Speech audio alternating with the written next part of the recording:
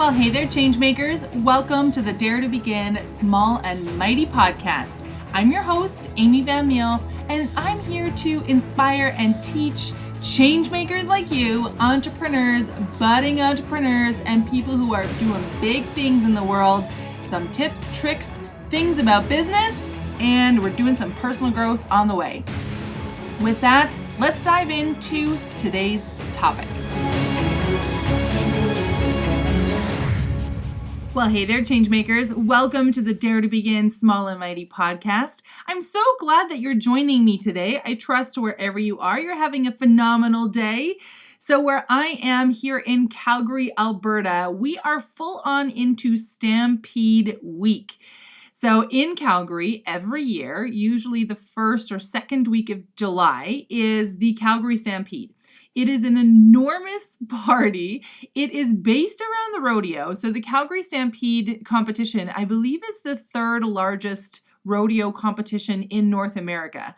It's after like the American finals, and then there's the Canadian finals, and then it's Stampede. So we have everything from bronc riders and bull riders to chuck wagon races and everything in between that you can imagine.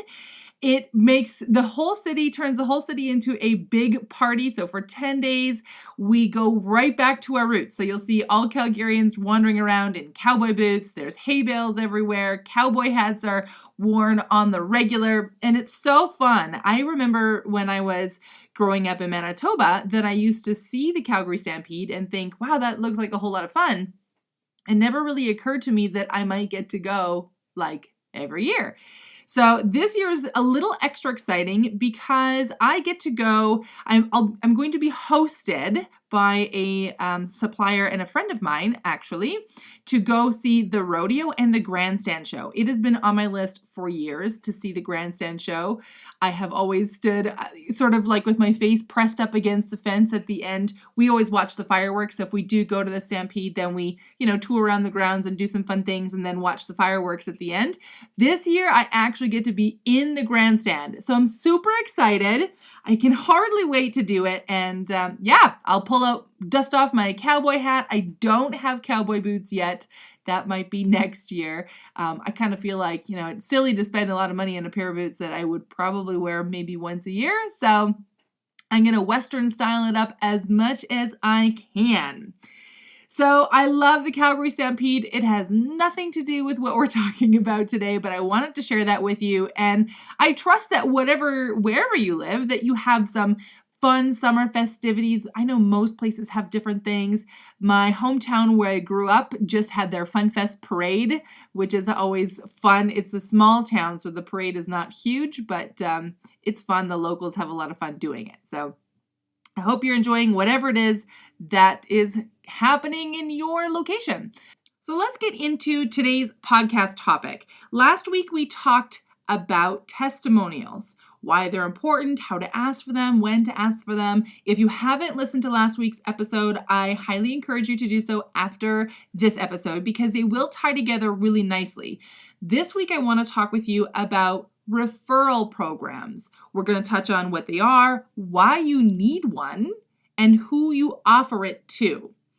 So testimonials are all about social proof, and the purpose of a testimonial, if you haven't listened to it or if you have listened to it, this will be a little recall for you. The purpose of a testimonial is to make the decision easy for your future clients to work with you. Testimonials are not about you. I know that might sound a little harsh right now, and you're like, well, if it's not about me, what's it about? It's about your future clients. That's what testimonials are for. You're not going back and reading a testimonial and being like, oh, I'm just so awesome, and look at me, I'm so great. And maybe you are, but for the most part, testimonials are there to add proof of the value of the services or products that you offer. So I touched on the idea that when you are looking to purchase an item online, that you are using reviews as a measure of whether or not it's worth purchasing that product. All right, so a testimonial is the same kind of idea. The reviews are not necessarily going back to the manufacturer and saying, look at us, we're so good.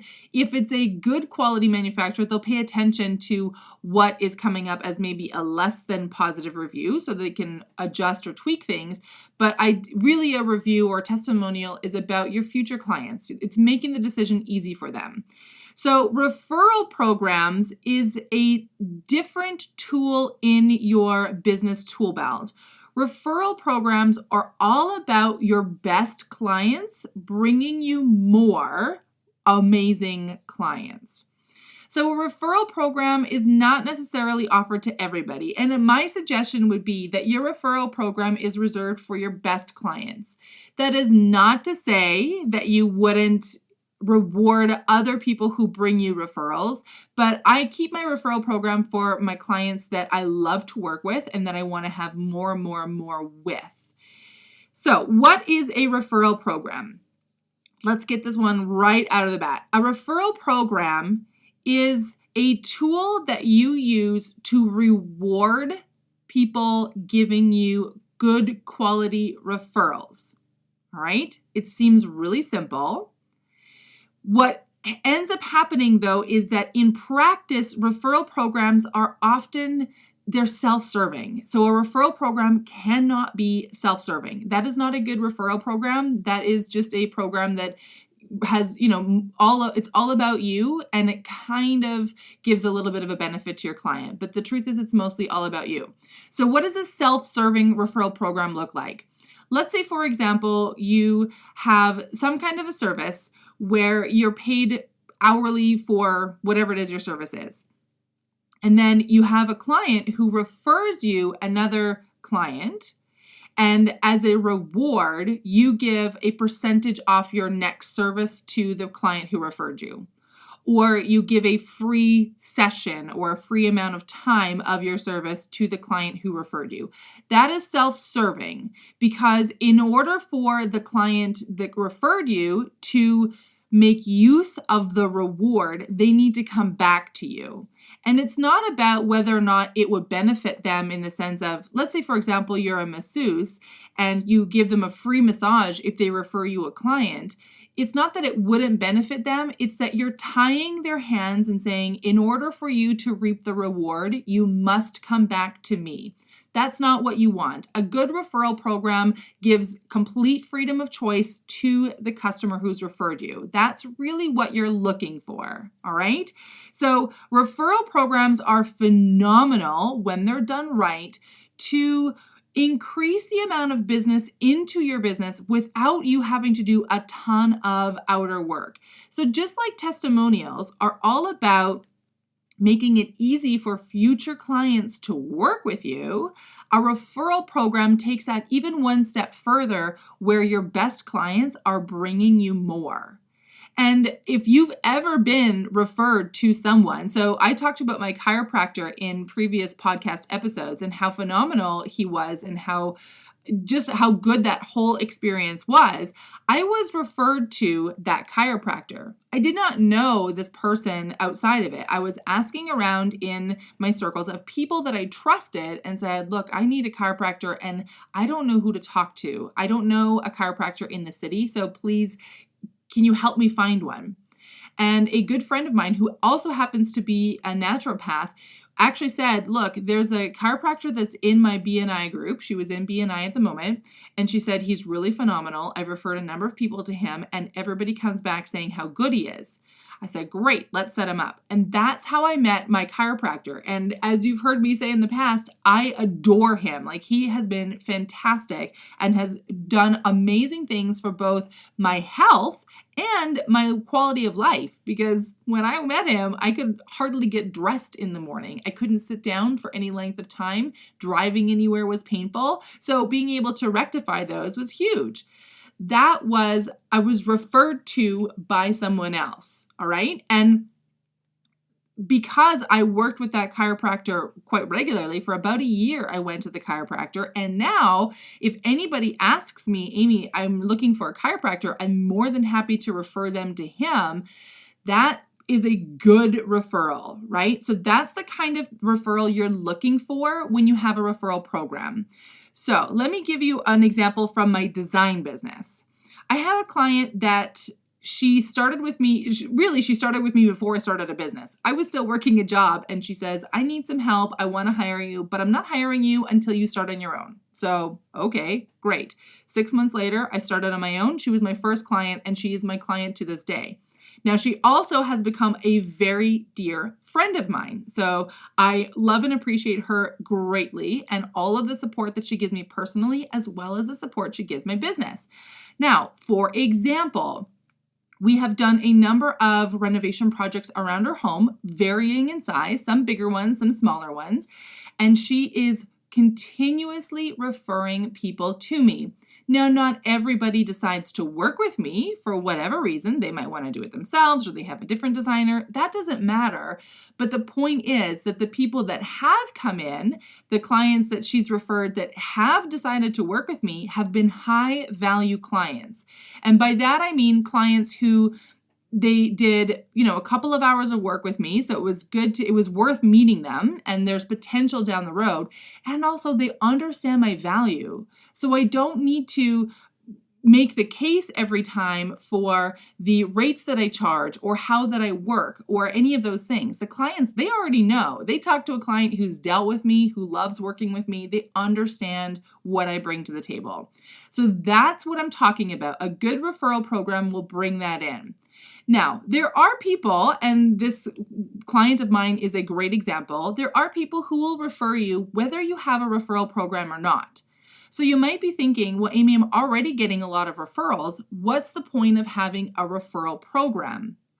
The truth is, you want to reward positive behavior, right? It feels great when someone recognizes and acknowledges what you've done to help them out. Think about it this way. It's super simple. If you hold a door for someone, let's say you're walking into a grocery store and you hold a door for someone to walk in, if they just walk in and they completely ignore you, I know I do this, you go like, well, you're welcome, right? Like it's such a simple thing. It didn't take much time out of your day, but when they walk through and maybe they're talking on their cell phone or what have you, they don't look at you, they don't acknowledge you, nothing, that doesn't feel very good. On the other hand, if you hold the door open for whoever it is and they walk through and say, thank you so much, I really appreciate it, you immediately feel good, right? It's a simple thing. The act itself did not change, but being acknowledged and recognized for what you did and that small gesture that you gave them feels really good. So that's what a referral program does for those clients who are already referring you. Now, for those clients who may not there are people who just aren't really thinking about, how can I refer more people to this person or to this business? It just might not be on the radar, and that's okay too. So when you have amazing clients that you're like, I want to work with 100 of those. They're fantastic. Those are the people that you want to approach with your referral program. And if they're not the kind of person who thinks already, hey, I need to refer people here, all of a sudden there's a benefit to them to referring you new clients, then you're going to start creating that forward momentum where they're like, oh yeah, if I refer a client to this person, then I get a little reward and I enjoy that. That feels good. So that's what you're looking for. You're wanting to have a referral program that brings more of your best clients in. Now, we're going to touch on in a moment who you offer them to, and we've talked about it already quite a bit, but I want to reiterate that in just a moment. Before we get there, I want to talk about the why you need them. So you need a referral program to help grow organic traffic into your business. It becomes so much easier when people simply call you up, literally out of the blue, and say, Amy, I really want to work with you. I heard from so-and-so that you're amazing. I'm struggling with this right now. I think that you could help me. Please, how do we get started? Most of the time, those people are not going to quibble about your rates. They understand your value long before you've ever opened your mouth or even met them. And they're easier to work with because they're open to what you're going to do. So for example, when I look at interior design, not everybody is open to working with a designer for whatever reason. Some people think that it's too costly. A lot of people are afraid. They feel that a designer is going to walk in and all of a sudden their project budget doubles or triples, and that's not necessarily the case. So there's a lot of fear around that. There's also a real movement of the I can do it myself. And the funny thing is, a lot of the clients that I work with in my design business are those who've done it themselves and went, oh, that didn't turn out so well. So maybe this time I'm going to get some help. If you think about personal coaching is a great example. You can get to a certain point on your own. And then there's a point at which you reach a barrier or you're at a threshold where you're like, I need someone to get me over this. I know that. I am in that right now. I just hired a coach a few weeks ago and she's been phenomenal. I am loving it. At the same time, I'm a little bit terrified of how much we're doing and as well the cost, right? One of the things that has been a touch point in my life is, am I putting money in the right direction? And often, especially with my background, the thought of paying money for coaching seems like a weird way to invest.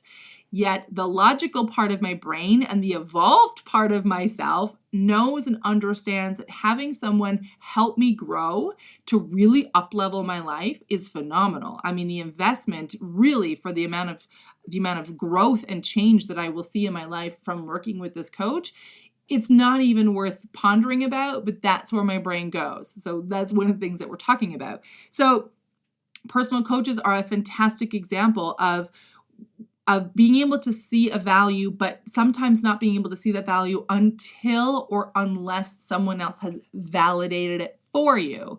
So if you are right now thinking about hiring a coach and you're saying, wow, okay, I really like what Amy's about. And if she's hired someone, this person must be of great value. Maybe I'll touch base with Amy and see if she can connect me. Right? That's the power of having the referral in there. That's the power of having someone else going out and speaking of the value of what you bring. Because now, if that were you and you're saying, okay, I really want to connect with that coach, the coach that I work with, she hasn't put anything out directly to you necessarily that says, okay, I need to work with this person. What has come into your realm of awareness is my talking about it. So that's what a referral program can do. It can encourage your best clients to talk about you and to talk about the value that you bring. All right? That's really why you need them. They become just a really beautiful organic marketing tool that requires actually very little energy and effort on your part. And who wouldn't want more of that in their business? Okay, let's touch on who you offer them to. Now, I've kind of made this point already a couple of times, but I want to be super clear about this. You are offering your referral program to your best clients. Okay? You're not offering your referral program to someone who you hope you never see again, that you hope you never work with again, that you're just like, I don't want anything to do with that person. Because if you think about it this way, birds of a feather fly together, right? If you think about your friends, there's a good chance that the people that you spend time with have similar values to you. They are likely going to treat other people the same. So if you are someone who always pays your bills on time, who respects somebody else's time, who understands that there are certain things worth investing in, then there's a good chance that the friends around you feel the same. So for example, in the case of the chiropractor, I understood there's a value exchange. When I pay someone who does a good service, I will get a great health benefit out of it.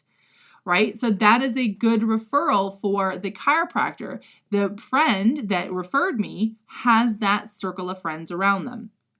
So that's being said, your low value clients or the clients that you're just like, I'm happy that you came into my business. Thank you for teaching me the lessons that you have. And now I'm very happy for us to part ways. You don't want to bring more of those into your business, right? Like I had a client that in the first 18 months of my business had me sitting in front of a judge trying to get paid. You can bet your ass I did not at all ever mention to them that I have a referral program because I do not want more of that kind of person in. And there's a really good chance that if that's the way that this person operates, then everybody around this person will operate in the same manner. So I don't want more of that. So what I do instead is I focus on my really best clients, the clients who keep coming back to me, who understand the value that I bring and will always have me engaged as they're making the next steps.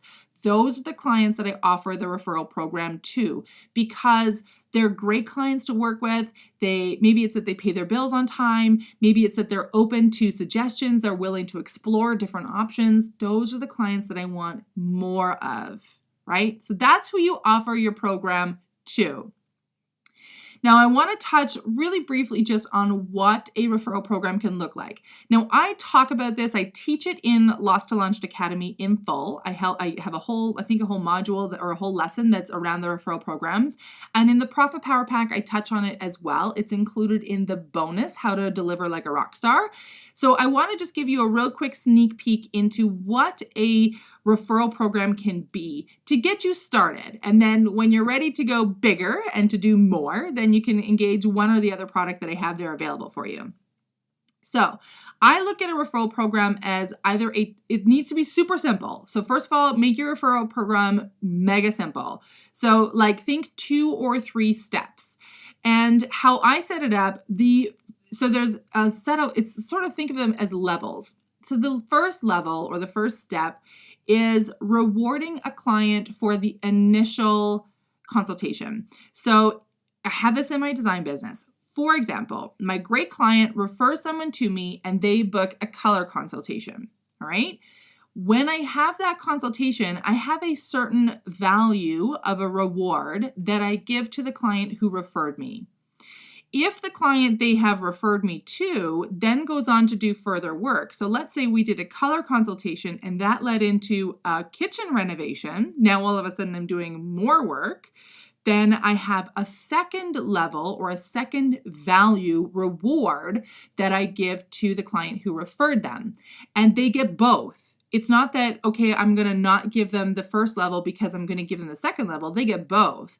And it could be that I send both rewards at the same time. So they actually receive them both at the same time because it might just happen to work out that way, that the initial consultation led into the next step right away. And when I go to do my referral rewards, that they all go out at the same time. So that can happen.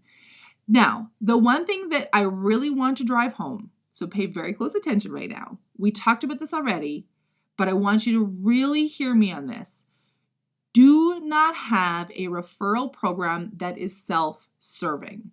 So my referral program has nothing at all to do with design. My referral program is based on a reward system of something that the client can use however they like. It will vary on your business. So maybe for you, depending on the cost of, let's say, for example, you're selling a product. So first of all, you need to make sure that your reward is not higher than the profit from your product, because that's silly. To give a reward and basically take all of your profits and then some in order to be able to give that reward, that doesn't make any sense. But what I do know, a friend of mine who has a product-based business, what she will do is every now and again, she'll just send me a free gift in the mail and just be like, you know what? I so appreciate your support. I am grateful for how you've helped me in my business. And I just want to give you this free sample or this what have you, because I just want to send you a little love and give you a little reward. Now, in that case, it can be self-serving because she's given me a reward of another product. But here's the difference.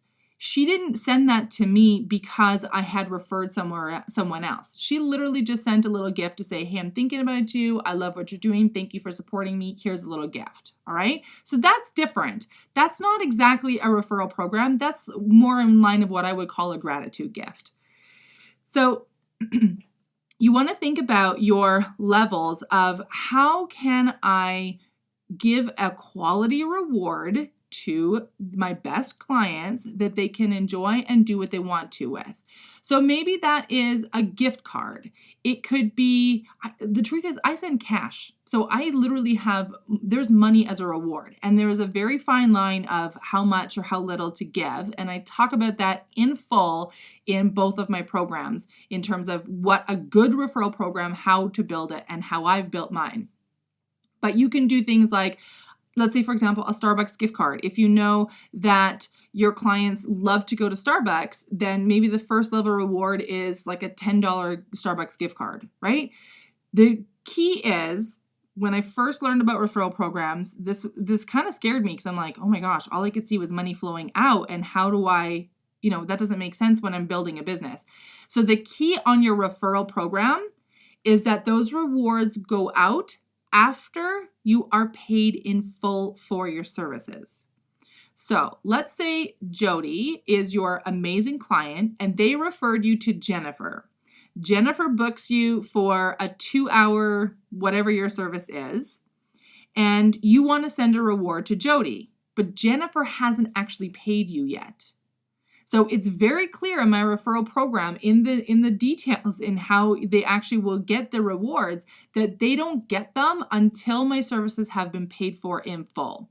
So until Jennifer pays you in full for the services that you've provided her, Jody doesn't get the reward. Right? Does that make sense? Because you don't want to be having cash flowing out of your business, especially at the start. You don't want to have cash flowing out of your business and, potentially putting yourself in a position of loss. That's not smart business. So that's not what we're doing here. So one should think about that. Basically, you can think of it as the profits of the referred client, the profits that you made from that client will help pay for the reward that you're giving the client who referred them. And it should not be enormous. Just keep that in mind. It doesn't need to be big. Small acknowledgements go a long way. And the other thing to keep in mind is that, now obviously this might depend a little bit on the product that you sell. So I know home builders that if you refer someone to them to build a home, they might have rewards that are in the thousands of dollars, right? And that probably makes sense because like houses here in Calgary start around $400,000. So at that point, a $10 Starbucks gift card is it's almost more of like, okay, great. Thanks for the Starbucks gift card, but it just seems strange when I just referred this big house to you, right? If that's the way you think, that might become a point of issue for you. So it is going to be dependent on the value of the actual dollar value of your product or service. Same thing if you sell products and maybe your referrals for a product, your referral program is based on a dollar amount that has been purchased.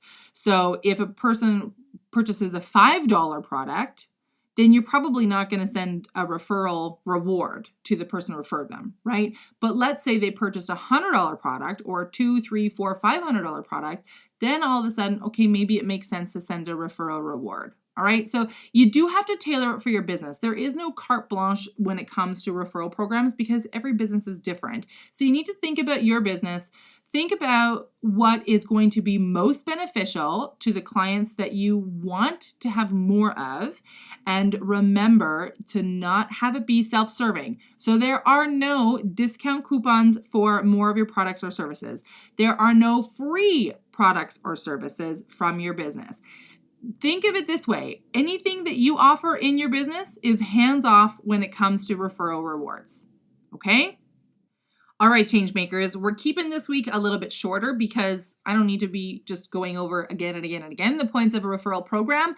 I trust that the information included in here was beneficial to you, and I would love to hear about it.